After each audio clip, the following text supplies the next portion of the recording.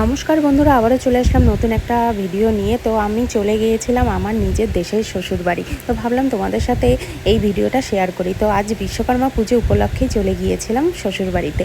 তো সেখানে ট্রাক্টর রয়েছে, আরও অনেক গাড়ি টাড়ি রয়েছে দেখে ওখানে বড় করে যজ্ঞ করে বিশ্বকর্মা পুজো হয়। তো দেখো চারপাশে কী সুন্দর ক্ষেত, আর সবে নতুন ধান বুনেছে, কি না সুন্দর লাগছেই। তো দেখো কথা বলতে বলতে পৌঁছে গেলাম আমার দেশের শ্বশুরবাড়ির সামনে। কী সুন্দর দেখো পুকুর, গরু, ছাগল এমন কিছু নেই যে বাদ নেই। তো পিছনে ছিল শালবাগান। তো ফ্রেশ হয়ে নিলাম, আর আমার মেয়ে খেলছিল। আর এই হলো রাতের দিকের ভিডিওটা। তো পরদিন সকালবেলা স্নান টান করে নিলাম, আর দেখো ঠাকুরমশাই চলে এসেছে পুজো দিতে। আমাদের এখানে যজ্ঞ করে পুজো হয়, আগেই বললাম। সেখানে লোকজন খাওয়ানো হয়, রাতের দিকে লোকজন আসে, খিচুড়ি টিচুড়ি করা হয়। তো কেমন লাগছে তোমাদের অবশ্যই জানিও। সেখানে ঠাকুমা শাশুড়ি, কাকা শ্বশুর, শ্বশুর সবাই ছিল। তো আরও লোকজন ছিল। ভালো লাগলে লাইক করে দিও। সকলে সুস্থ থেকো, ভালো থেকো। ধন্যবাদ।